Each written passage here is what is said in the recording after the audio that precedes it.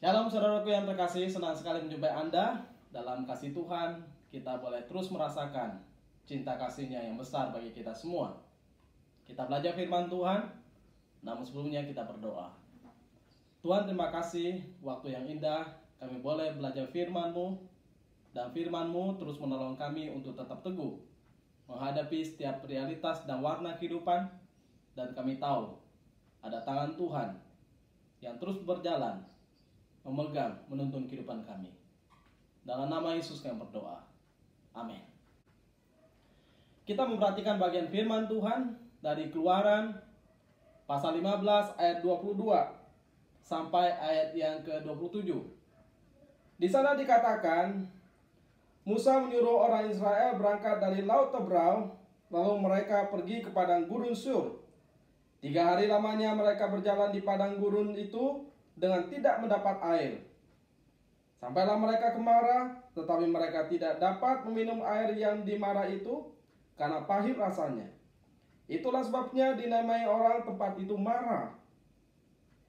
Lalu bersungut-sungutlah bangsa itu kepada Musa, kata mereka, "Apakah yang akan kami minum?"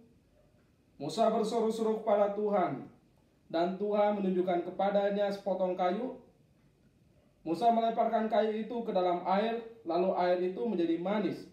Di sanalah diberikan Tuhan ketetapan-ketetapan dan peraturan-peraturan kepada mereka, dan di sanalah Tuhan mencoba mereka. Firman-Nya, jika kamu sungguh-sungguh mendengarkan suara Tuhan Allahmu dan melakukan apa yang benar di matanya, dan memasang telingamu kepada perintah-perintahnya, dan tetap mengikuti segala ketetapannya, maka aku tidak akan menimpakan kepadamu penyakit manapun yang telah aku timpakan kepada orang Mesir, sebab akulah Tuhan yang menyembuhkan engkau. Sesudah itu sampailah mereka di Elim. Di sana ada 12 mata air dan 70 pohon korma. Lalu berkemahlah mereka di sana di tepi air itu. Saudaraku yang terkasih, waktu kita baca bagian firman Tuhan ini, kita menemukan bagaimana bangsa itu berjalan di padang gurun Sur selama 3 hari tanpa mendapatkan air. Tentu keadaan ini melelahkan. Mereka haus, mereka butuh minum. Bukan sesuatu hal yang berlebihan jika mereka mengharapkan air untuk diminum. Tetapi realitas menunjukkan perjalanan 3 hari cukup melelahkan, cukup panjang. Tetapi di situ kita memperhatikan bagaimana kesabaran mereka teruji. Mungkin mereka sudah cukup sabar berjalan selama 3 hari itu tidak menemukan air. Mereka terus berharap dan berharap. Namun akhirnya pengharapan mereka pun terhempas ke tanah. Apa respon mereka?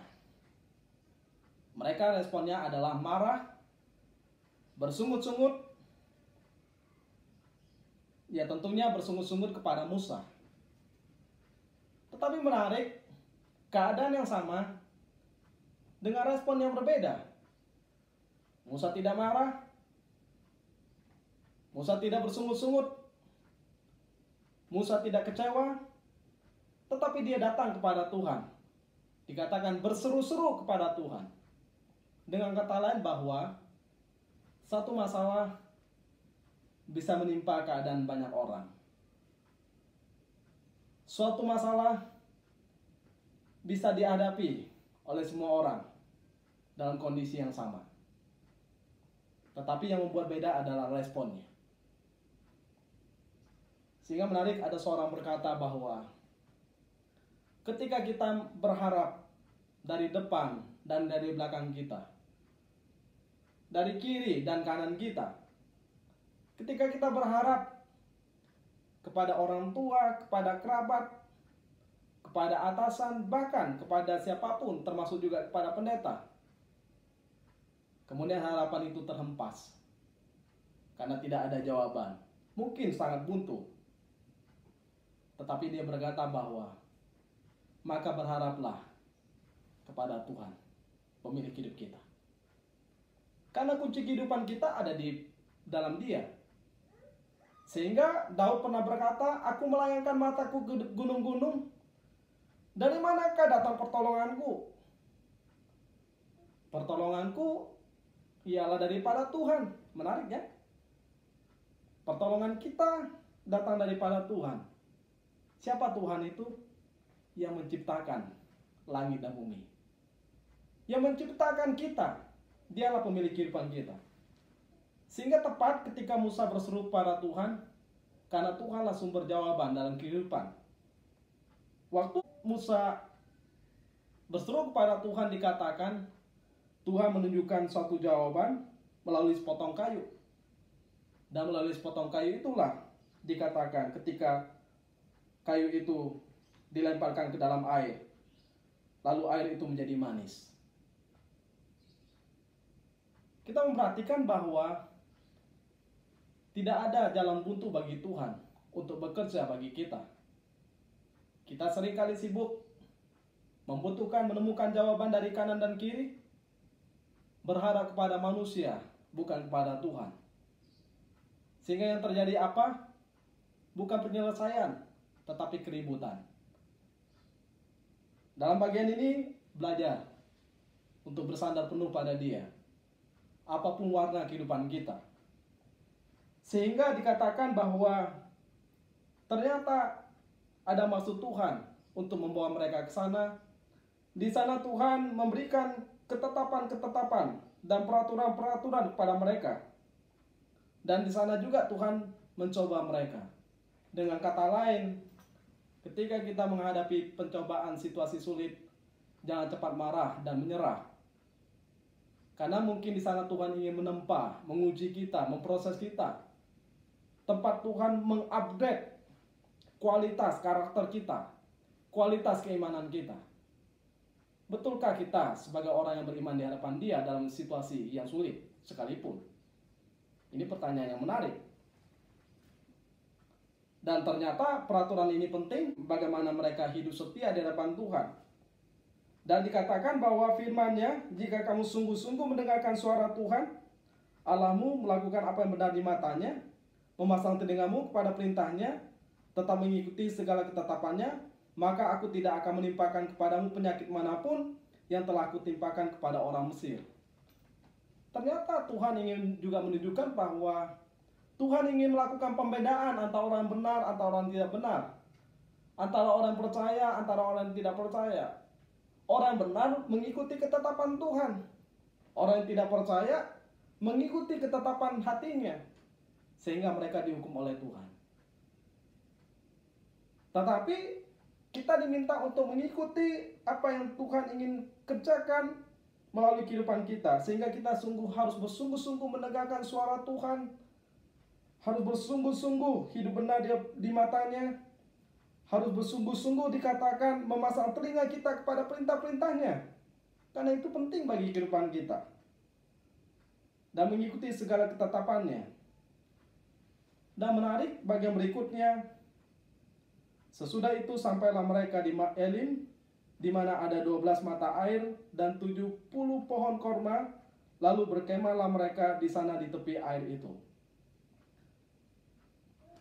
Tadi marah, satu tempat pahit tidak bisa minum. Tuhan memberikan kemurahan supaya mereka tahu bahwa Tuhan pun bisa mengubah yang pahit menjadi manis. Dengan kata lain, situasi sepahit apapun bukan masalah di tangan Tuhan.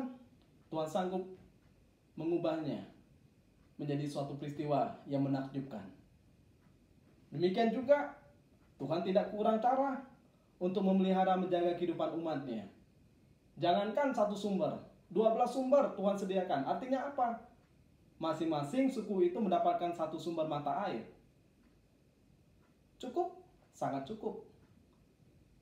Dikatakan juga penyediaan Tuhan bagi mereka 70 pohon korma. Menarik, 70 pohon korma. Artinya apa? 12 suku lebih Tuhan sediakan 70 pohon korma yang bisa mereka nikmati. Kemudian menarik, mereka menggerutu? Tidak. Mereka marah? Tidak. Mereka kecewa? Tidak. Apa yang mereka lakukan? Lalu berkemahlah mereka di sana di tepi air itu. Menarik, waktu keadaan sulit orang ingin segera pergi, marah dan kecewa. Tapi waktu keadaan menyenangkan, kita ingin berkemah berlama-lama, menikmati semuanya. Salah? Tidak. Tetapi ini menggambarkan kehidupan kita. Sehingga jangan pernah marah, jangan pernah kecewa. Berharaplah, datanglah kepada Tuhan. Karena Tuhan harapan, sandaran kehidupan kita. Kita tidak tahu kapan badai yang menimpa kita berlalu. Tetapi yang harus tahu, kita tahu bahwa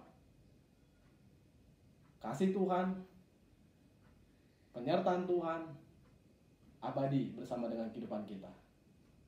Kita tidak tahu hari esok, tetapi hari esok pun ada di dalam genggaman tangan dan belas kasihannya. Karena itu, teruslah sandarkan hidup kita pada Tuhan, pegang teguh janjinya, dan berharap padanya. Saya akan menyanyikan satu pujian yang kiranya meneguhkan kita dalam kondisi yang tidak mudah ini. Menghadapi pandemi COVID-19 ini memang merupakan suatu hal yang tidak mudah bagi semua orang, termasuk orang beriman.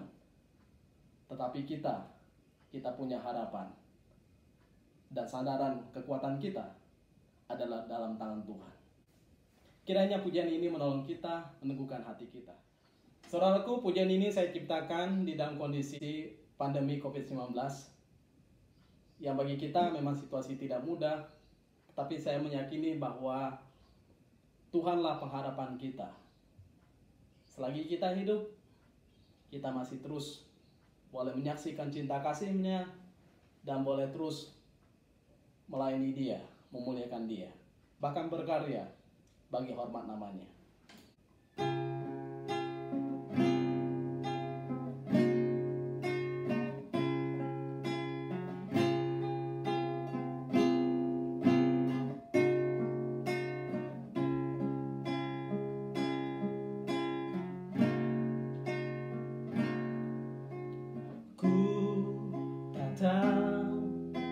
Kapan badai berlalu, namun ku yakin Dia peliharaku. Rancanganmu indah dan sempurna bagi mereka yang berharap